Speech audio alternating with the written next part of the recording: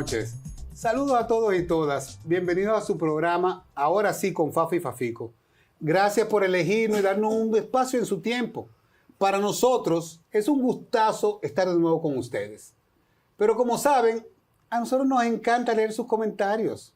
Así que por favor, tómense un minutico y escríbanos en @ahora sí con Fafa y Fafico, o más sencillo, en @Fafa y Fafico RD.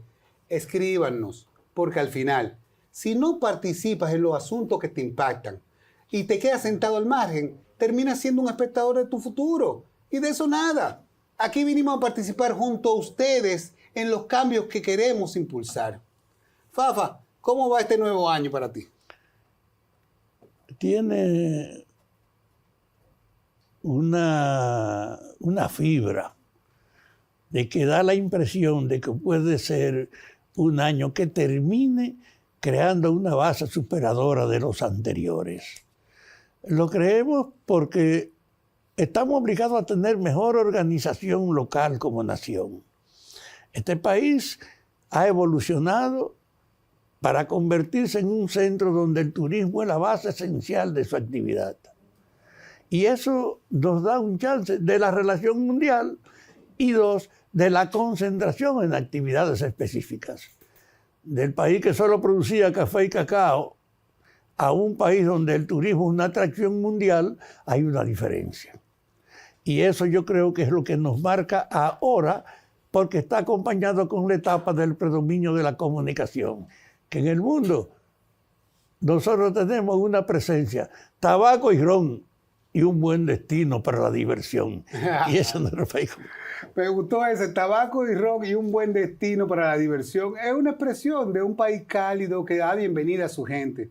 Y hablando de eso, de lo que nos espera, para este mes de enero del 2026 hemos invitado a Bernardo Irán Sánchez a este programa que es el número 100 de Ahora sí con Fafa y Fafico. Él es el director de la Escuela de Economía de la UAS, experto en planificación, y junto a nosotros se analizarán los retos y oportunidades que trae este nuevo año.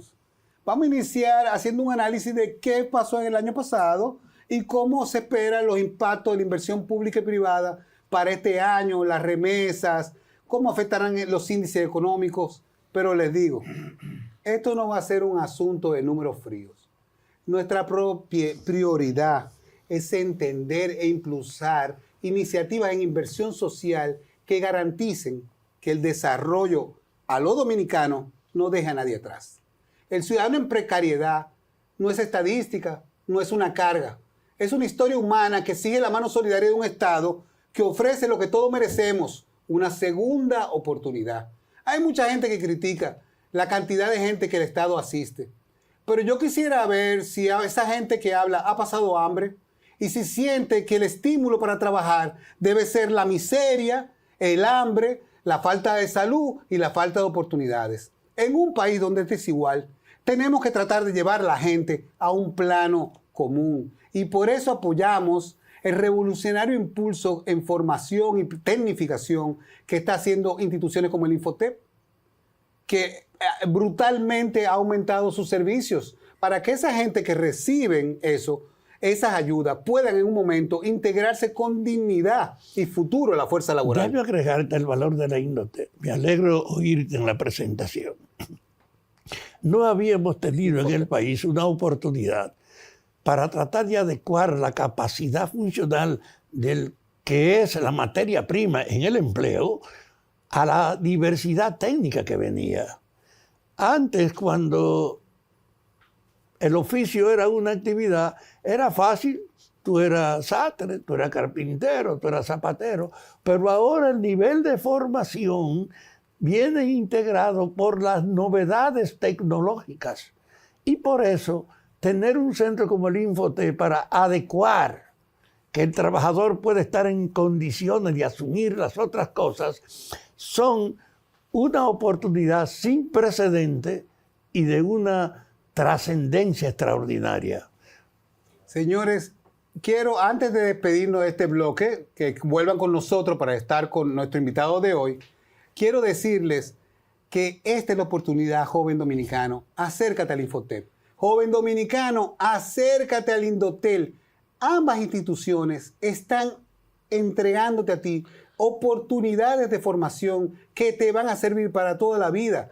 Carreras con futuro, carreras que están ahora. No pierdas tiempo, ahí hay un camino para ti. Quédense con nosotros en el próximo bloque para que sepan qué nos depara el año 2026.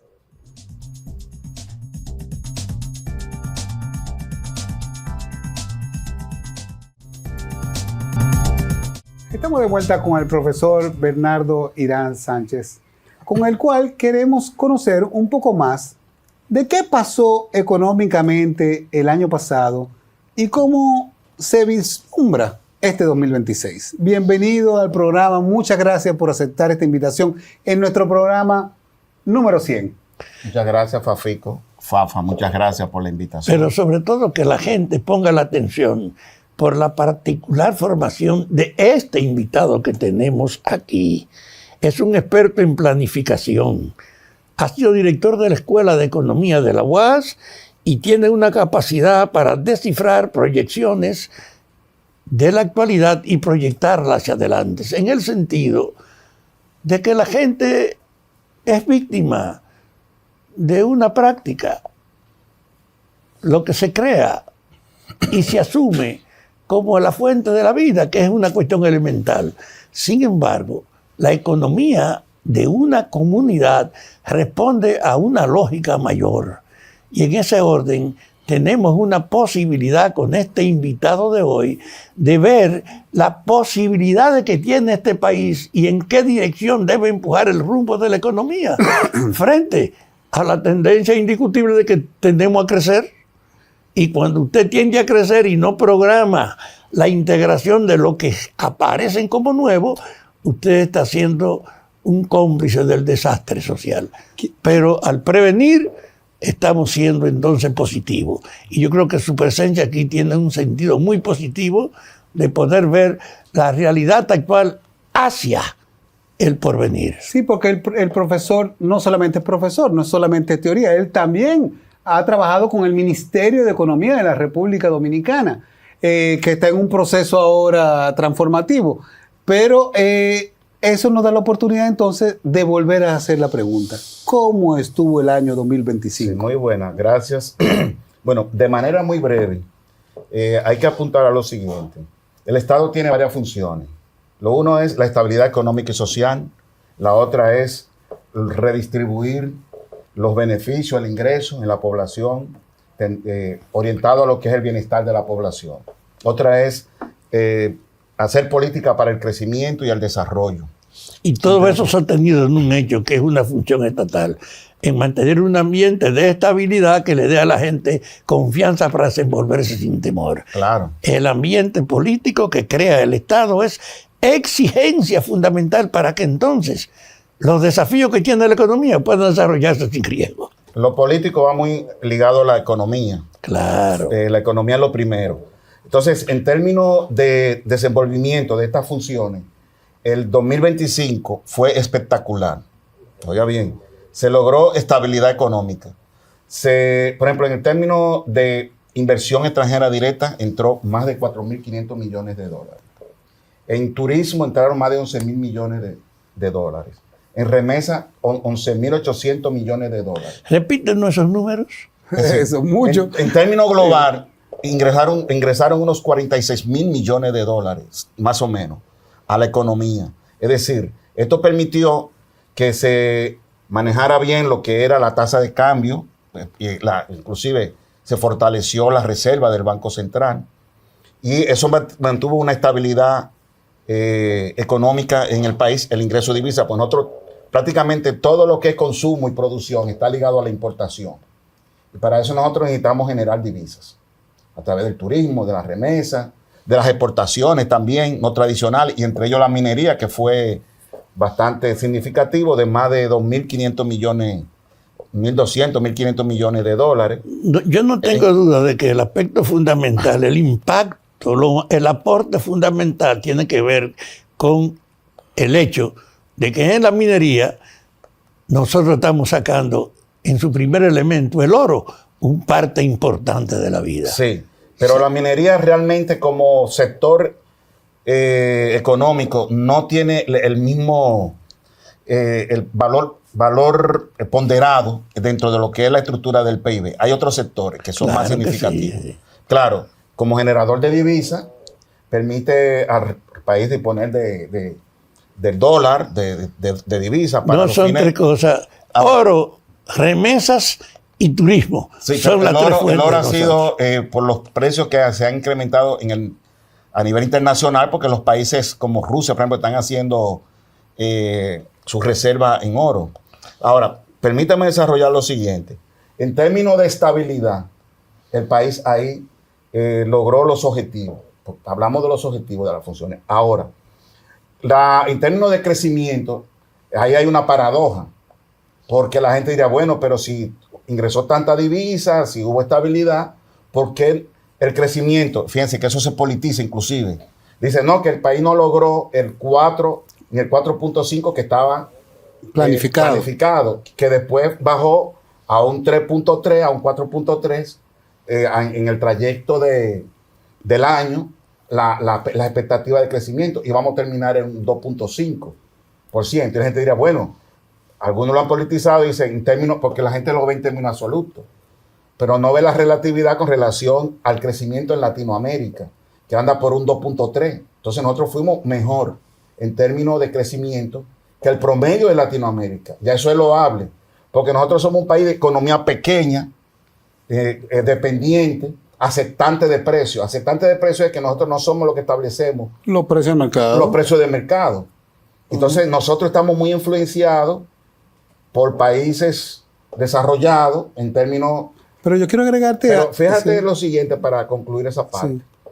Nosotros vamos a crecer un 2.5%, que es loable dentro del contexto regional e internacional, porque se mantienen situaciones inclusive hasta adversas, vamos a decir, al desenvolvimiento normal de los países, con esto de los aranceles que se están imponiendo, rompiendo lo que son los acuerdos.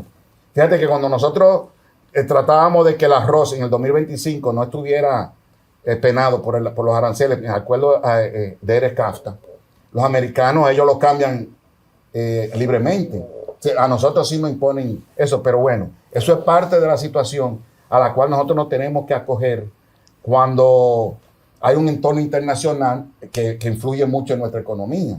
Entonces, con todo y eso, nosotros crecimos. Ahora, la otra pregunta es, ¿cómo se distribuye ese crecimiento? Porque el común de la gente, eso se repite todos los días, pero yo veo que la economía crece, pero eso no se refleja en mí. Ahí es que yo quería llegar, Bernardo, porque estamos diciendo que el país, no llegó a esas aspiraciones del 4%, 4.5%, después fueron rebajadas, pero entonces pasa una cosa que a uno deja estupefacto. La CEPAL, ese organismo que hace estudios latinoamericanos de toda Latinoamérica, nos dice que pese a ese crecimiento bajo, la República Dominicana ha reducido su tasa de desigualdad. ¿Cómo se explica eso? Yo te puedo explicarlo porque hemos hecho estudios y está publicado. Mira, nosotros hasta hace quizás 10, 15 años éramos uno de los países más desiguales, medido a través de un indicador que se llama Gini, 50%. Ya nosotros hemos reducido por debajo del 30% ese nivel de desigualdad. Ahora, realmente es un país muy desigual. Es muy desigual. Te voy a decir qué es lo que sucede. Cuando se mide la desigualdad, se mide a través de la distribución del ingreso. Y se cogen las estadísticas del Banco Central. Y entonces, los organismos internacionales y nacionales cogen lo que es la encuesta de trabajo. Y entonces, hay 10 deciles. Entonces, del que menos recibe ingresos, sean en el sector formal e informal, hasta el que más recibe. Y en base a eso se hace el cálculo del índice de Gini. Pero ¿qué sucede? Que el decir que más recibe está en uno que pongamos 83,000 pesos mensuales. Pero ¿qué sucede? De ahí para allá, aquí hay personas que te ganan 1 millón de pesos mensual. Por ejemplo, los dueños de empresas grandes, ¿cuánto ganan?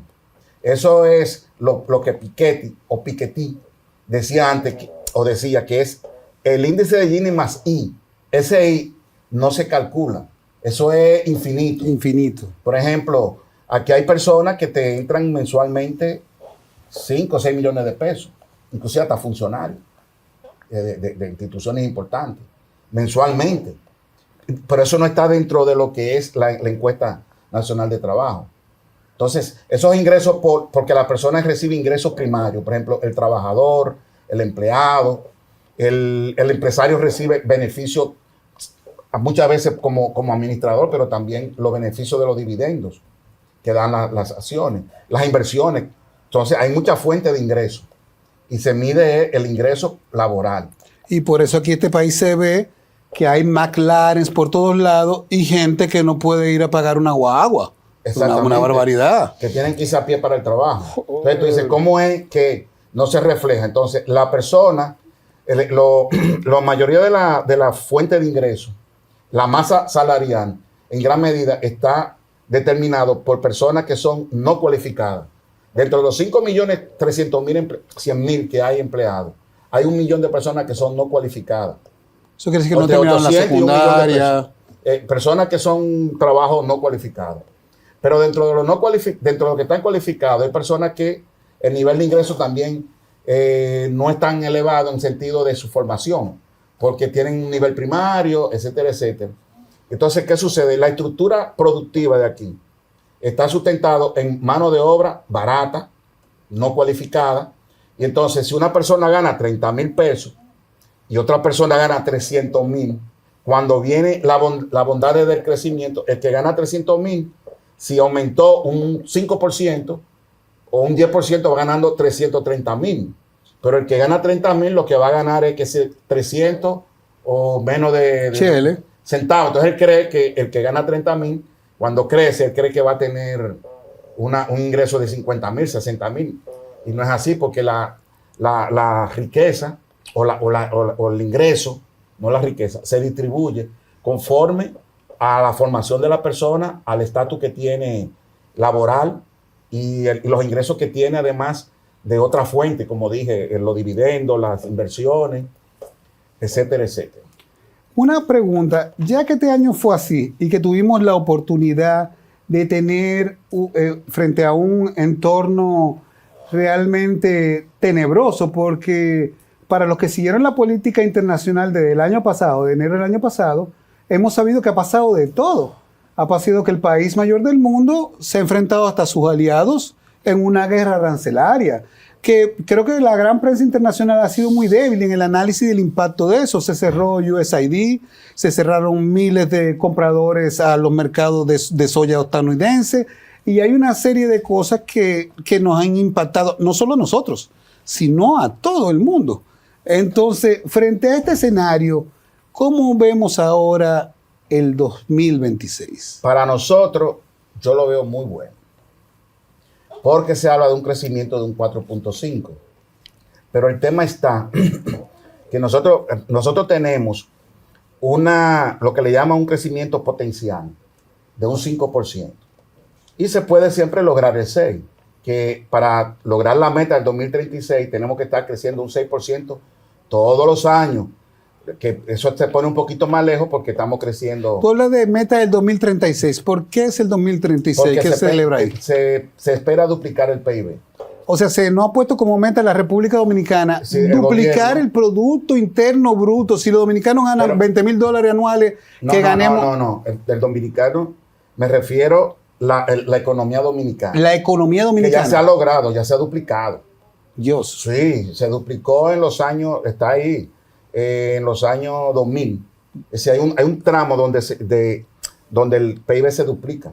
Ya lo hemos duplicado. O sea, que no estamos hablando de una fantasía, sino una realidad. Para nada. Wow. Lo que pasa es que no ha sido muy favorable la tasa de crecimiento en estos años.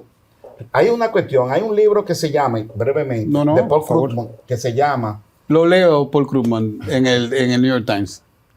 Hay un libro en el cual él hace referencia en lo que el efecto que tiene la política y el ejercicio de un gobierno con relación a próximos periodos.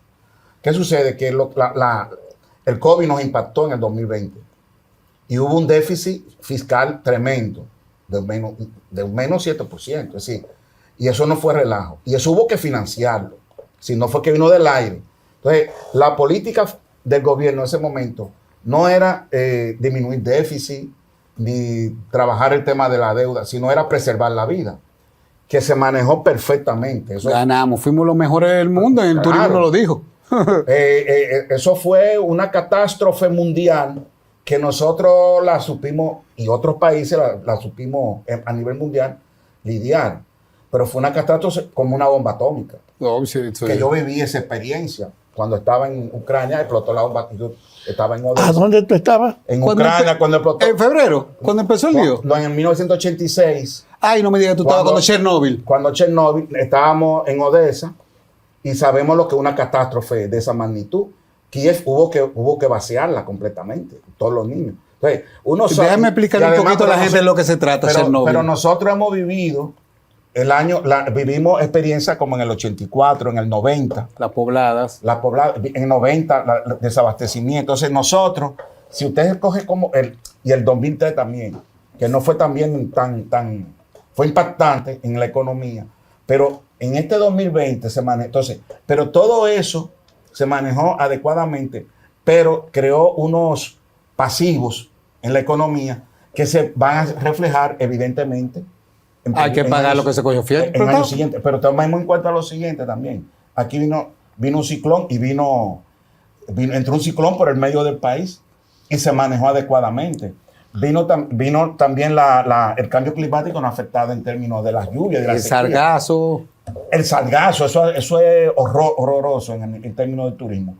Pero a pesar de eso, no obstante todo eso, la economía mantiene estabilidad, que es lo primero. Entonces la gente dice, ¿qué importancia tiene crecer un 2.5? Ah, bueno, si no hay crecimiento y la persona que tiene un trabajito de 20,000, 30,000 pesos, es el primero que se va para la calle si no hay crecimiento. Porque la empresa va a cerrar o va a disminuir personal y decir, mira, yo sigo operando como empresa, pero necesito salir de ti. Entonces, para todo el mundo es importante que la economía crezca positivamente. ¿Cuánto? Lo más posible. Pero la gente no lo interpreta como en términos de expectativa personal, de que cree que si está ganando 20,000 sin tener ninguna formación, ninguna preparación, cree que va a estar ganando para comprarse un carro el otro día, que es lo que todo el mundo ahora quiere, comprar carro. Entonces, la situación no es así. Por otro lado, para 2026, para ahora, se vislumbra un 4 o 5% de crecimiento. Se puede lograr porque nosotros tenemos el potencial, salvo que haya una catástrofe que no. Ahora, ¿cómo debemos crecer? Tiene que ser bajo otra estrategia a mediano y largo plazo. Esto es interesante. Quiero acotar algo. Cuando él se refería a la tragedia que él vivió en los 80, en el 86, que yo estaba estudiando en La Habana, y ya usted sabe esa información en esa época del comunismo, los rusos no querían decir nada, que hubo un accidente en la planta nuclear de Chernobyl, que la nube radioactiva se midió en otros países de Europa. Y lo que produjo eso fue que las calles se vaciaron, ciudades enteras de millones de habitantes se movilizaron al principio porque no sabían hasta dónde se iba a expandir la radiación. Y nosotros, ustedes vivieron algo así, porque en el 2020, ustedes recuerdan, señores, cuando se puso un toque de queda y esto parecía, concho, que se había muerto la humanidad. Una cosa posapocalíptica, tenemos que tener memoria. No nos podemos llevar de todo el que dice que todo está mal sin mirar de dónde que venimos. Hemos pasado algo y además lo pasamos con creces. Yo mismo, cuando el señor Abinader dijo que iba a permitir el turismo, yo mismo me opuse. Yo decía, no, eso no está científicamente validado, eso que sé yo cuánto. Pero ese hombre se portó con un liderazgo. Primero consiguieron la vacuna temprano y después le dijeron al sector turístico, aquí todo el que trabaja en turismo se pone la vacuna. Ah, no, que yo no creo en vacuna, no trabajas. 100% de los empleados hoteleros fueron vacunados. Resultado, República Dominicana, número 1 por la Organización Mundial del Turismo, como el mejor país que manejó el COVID. Pero eso fue magia que hicimos. Aportar algo breve, muy breve. Sí. Cuando el turismo fue afectado por el COVID, a mí me creó una gran emoción. Porque yo decía, pero este es el tiempo de agarrar todos esos hoteles y remozarlo. Porque los activos del turismo, que son las habitaciones, se sobreexplotan. Es decir, durante los 365 días del año se están utilizando las infraestructuras y eso requiere remodelación. Entonces hubo algunos hoteles que sí aprovecharon la que bajó la ocupación, por cierto, pero hubo turismo, en cierto modo, bien controlado, porque lo vimos, y hubo remozamiento y remodelación, pero ahí los hoteles debieron haber aprovechado. Pero en ese momento del COVID, que impactó mucho a nuestro país, reitero, se mantuvo dinamismo inclusive a nivel industrial. Hubo empresas que estuvieron produciendo, bajaron la producción, pero se mantuvieron produciendo. Es decir, producto de la política que el gobierno fue implementando, que eso costó dinero al país, le costó. Pero ¿qué era mejor? ¿Endeudarse o que se muriera la gente? ¿Qué era peor? No, miren dónde viene la gente, las cosas que hemos pasado para llegar para que aquí no se hubiese sido afectado la masa trabajadora, la masa que crea la riqueza. Hubo que hacer toda esa inversión, no gasto, inversión. Fíjense que rápidamente, desde que terminó el COVID, se recuperó la fuerza laboral. La fuerza laboral anda hoy en 5.167.000 personas.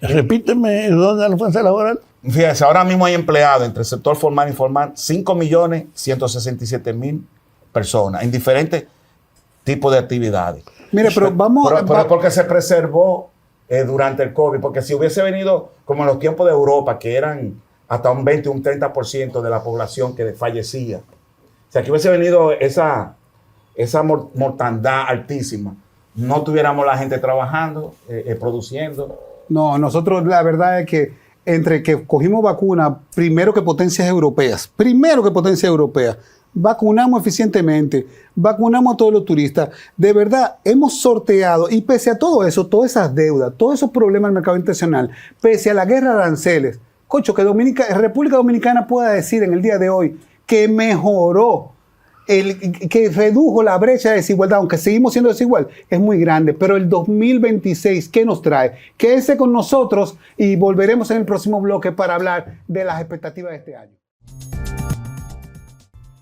Para la mayor parte de la población, la vida es lo que él enfrenta en su actualidad. Pero cuando tú piensas en los intereses del colectivo, sabe que la actualidad es solo una transición. Por eso a veces mirar hacia atrás tiene un valor como referencia importante para usted enderezar su comportamiento. Este país tuvo una oportunidad con medio de la crisis global que se impuso en el mundo por la inseguridad, es un virus. Los dominicanos lograron un paso importante que no se puede ignorar, apoyándose en la solidaridad de China, que le facilita las vacunas a los dominicanos. Convertimos a este país en el primer destino turístico donde podía venirse sin miedo a contaminarse. Esa acción fue decisiva para que, a pesar del daño monstruoso que repercutía sobre la economía, pudiéramos ir recuperando en una forma acelerada que no se había previsto. Y eso nos transformó entonces, convirtiendo al turismo en el eje en crecimiento de nuestra economía, que sigue marcando todavía en el mundo de hoy la característica de esta comunidad.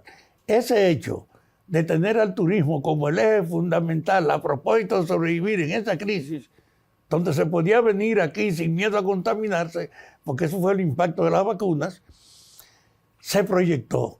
Cuando tú ves hoy la perspectiva, no puedes ignorar que ese momento de nosotros haber sobrevivido a esa crisis por ese hecho de adelantarnos a que aquí no hubiera temor a la contaminarse, es lo que hizo que el turismo fuera el eje y sigue siendo el eje. Entonces yo creo que ese hecho hace entonces que hay que adecuarse a una realidad. No es el café y el cacao como lo fue durante siglos, la actividad fundamental de nuestro ingreso. Ahora son la remesa y el turismo. Y en el marco de la remesa y el turismo es que la economía dominicana tiene entonces que generalizarse. Por eso, teniendo un ingreso por remesa, que es una donación la remesa, porque no nos cuesta nada, es el impacto del trabajo de los dominicanos que por su solidaridad nos hacen llegar aquí. Esa donación, ¿cuántos miles de millones en remesa vienen? 11.000 millones de remesas fue. No hay paja de coco 11.800 millones. sin que nos cueste nada a nosotros. Y además de eso está el volumen del turismo. Esas dos cosas, remesa y turismo, son los ejes fundamentales para uno poder programar una política de crecimiento sin perturbación. Ojalá, ¿Cómo tú ves? Yo quiero oír el juicio de él. ¿Cómo con esa idea de tener esa fuente de el ingreso de las remesas y del turismo podemos hacer una proyección económica que nos asegure estabilidad? Pero yo quiero añadir algo importante. El sector industrial nacional aporta tanto y más que el turismo en términos de impacto. Primero, por los empleos que genera. Segundo, porque hay exportaciones también No, la exportación es una fuente de riqueza. No tan significativa, pero la tiene el sector industrial interno. Los incentivos que recibe son mucho menos que lo que es zona franca, pero zona franca es el paradigma.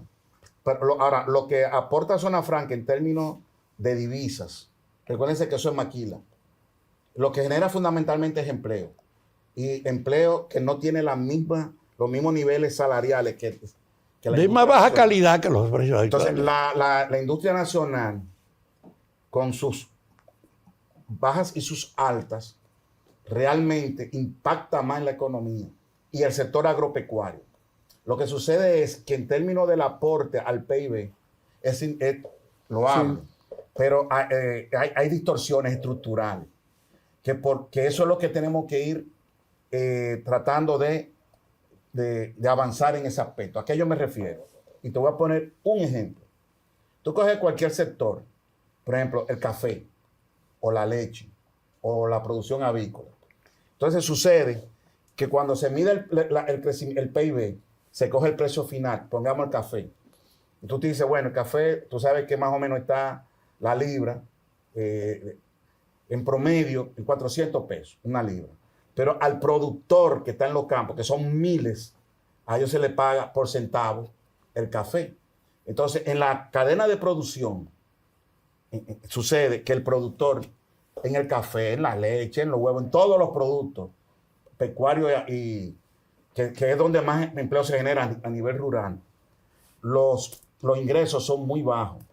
Entonces, hay una intermediación que se lleva la mayor parte del ingreso, la intermediación, y el vendedor final. Entonces, cuando tú coges la cadena, tú te das cuenta que el impacto en la población productora, como es bajito, así mismo se refleja en la distribución del ingreso y en la calidad de vida de las personas. Entonces, es algo estructural que nos afecta en todos los sectores. El turismo tiene una particularidad. Primero, es un turismo de economía de escala, todo incluido, baratísimo, es decir, súper barato. Y la mano de obra también es semi-cualificada y mal pagada, en cierto modo. Entonces, el impacto que genera el turismo es fundamentalmente la divisa, que es lo que nos hace falta. Pero nosotros tenemos que ir, ese 4%, para mantenerlo en el largo plazo, nosotros tenemos que ir cambiando la estructura productiva. ¿En qué sentido?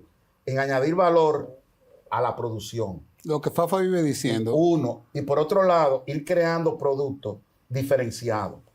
No es lo mismo usted vender un café procesado, que fácilmente una onza sale en $1 y pico. Por ejemplo, el café, no voy a mencionar la marca. Pero tostado y todo eso. Pero, por ejemplo, hay un café, el Butelo importado, por ejemplo. Una lata cuesta 700, 800 pesos. Y tiene 10 onzas.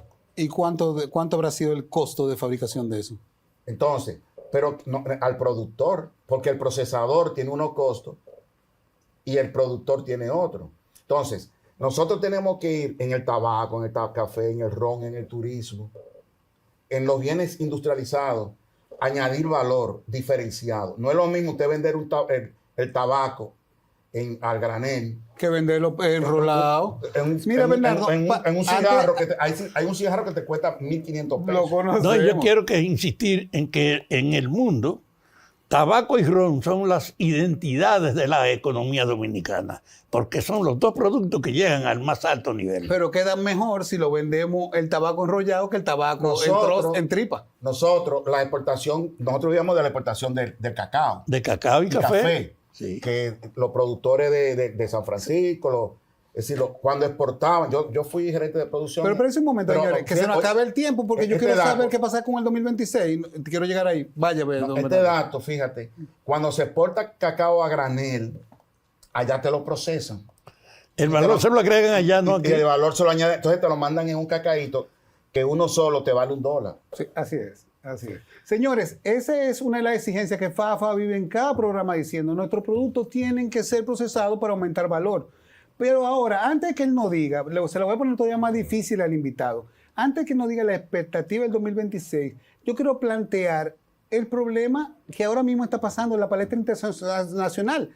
Es que es obligatorio ahora mismo levantar la mirada y mirar que el ex gobernador del Banco de Inglaterra y ahora primer ministro de Canadá, Mark Carney, acaba de lanzar una advertencia que está sacudiendo los mercados, que es decir, que esto no es que hay un cambio del paradigma internacional con que se ha regido el mundo y eso va a tener consecuencias. Yo quisiera que por favor pusieran el video de Mark Carney hablando con una sinceridad que espanta, una sinceridad que quizás ese discurso va a quedar para la historia entre los más grandes porque marca un cambio brutal en lo que sería el sistema de las relaciones entre los países. Por favor. Mira eso. The story of the international rules-based order was partially false. That the strongest would exempt themselves when convenient. That trade rules were enforced asymmetrically. And we knew that international law applied with varying rigor depending on the identity of the accused or the victim. This fiction was useful. And American hegemony in particular helped provide public goods, open sea lanes, a stable financial system, collective security, and support for frameworks for resolving disputes. So we placed the sign in the window. We participated in the rituals. And we largely avoided calling out the gaps between rhetoric and reality. This bargain no longer works. Let me be direct. We are in the midst of a rupture, not a transition. Over the past 2 decades, a series of crises in finance, health, energy, and geopolitics have laid bare the risks of extreme global integration. But more recently, great powers have begun using economic integration as weapons. Tariffs as leverage, financial infrastructure as coercion, supply chains as vulnerabilities to be exploited. You cannot live within the lie of mutual benefit through integration when integration becomes the source of your subordination. Bernardo, después de mirar esto, ¿qué es tu opinión? Bueno, para mí nada sorprendente en términos de República Dominicana. Ya hace varios años, quizás 2 o 3, yo escribí un artículo que se llama Mutis de los neoliberales en tiempo de proteccionismo. Porque esa política ya venían aplicando los norteamericanos desde hace varios años. Lo único que ahora es más connotado por el tema de los aranceles.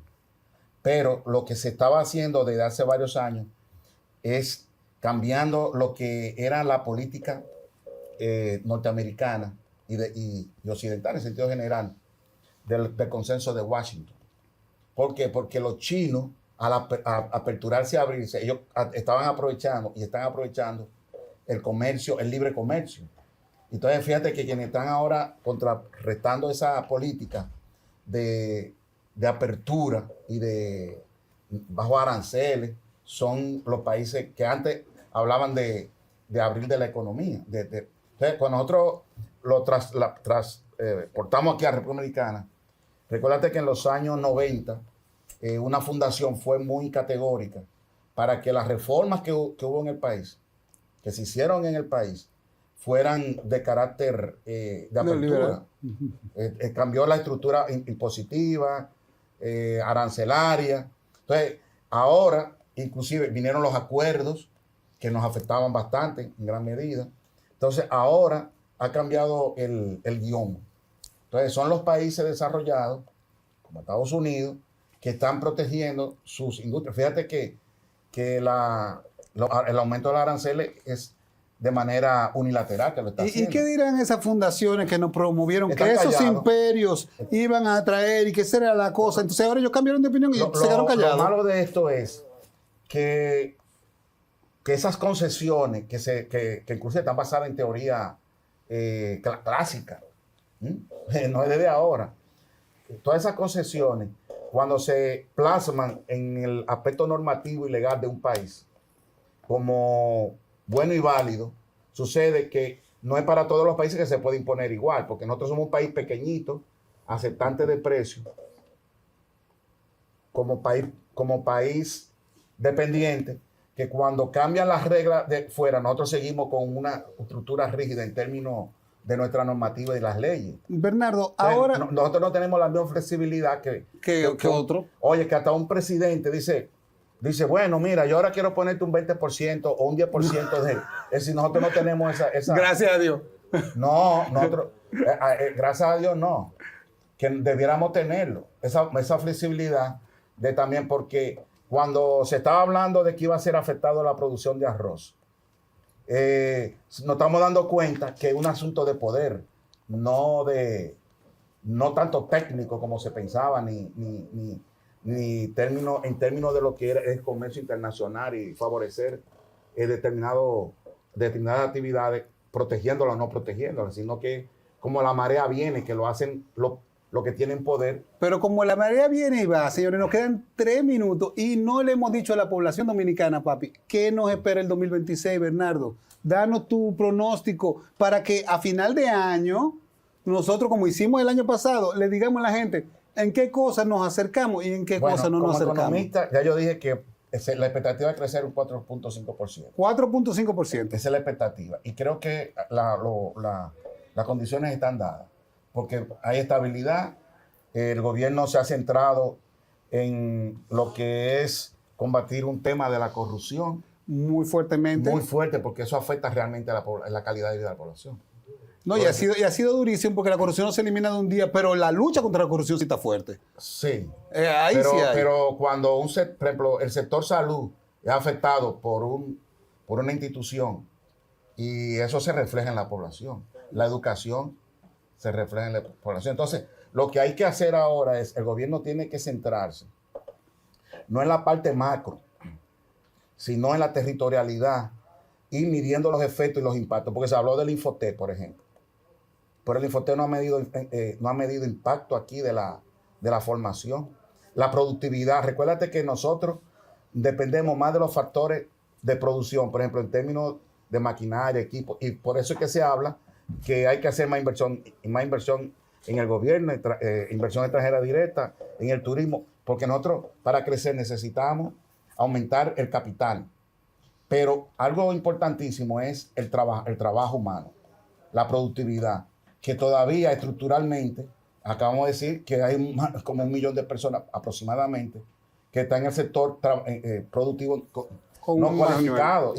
Y un alto porcentaje de lo que están, de esos 5 millones, tienen apenas un nivel de primaria. Entonces, si no hay productividad, nosotros vamos a seguir creciendo, añadiendo factor que hay que resolver. Pero por eso vamos a darle la palabra a Fafa, que va a terminar el programa con estas palabras finales. Mira, la preocupación no solo es que hemos llegado hasta aquí, sino que hay una perspectiva de que podemos pensar que vamos a mejorar en el futuro. Pero el desafío tiene que ver precisamente con la calidad del proceso productivo. Por ejemplo, nosotros tenemos un gran ingreso con la exportación del cacao y sin embargo es una materia prima que se la llevamos a lo que industrialmente le sacan beneficio. El país tiene que pensar en cómo industrializar su propia producción. Yo me imagino, si nosotros fuéramos capaces de tener aquí 2 o 3 industrias que procesaran el cacao, la diferencia en ingresos que recibíamos el país. El desafío es si podemos canalizar atractivos inversionistas o intención local para que a esos valores fundamentales de ser el primer productor el primer productor reconocido en el mundo del cacao. Le agregué buen valor de procesarlo. Ahí es lo mismo tú mandar el cacao en bruto que comenzar a ver licor de cacao, bebida y la variedad de chocolatico y de vaina que hay de eso. Y con esas ideas, esas dulces ideas que menciona Fafa, le damos por concluido el programa de hoy. Muchísimas gracias, Bernardo, por estar con nosotros en este programa 100 y nos veremos con Bernardo otra vez a final de año a ver cómo nos ha ido. Señores, que pasen muy buenas noches todos ustedes en sus hogares.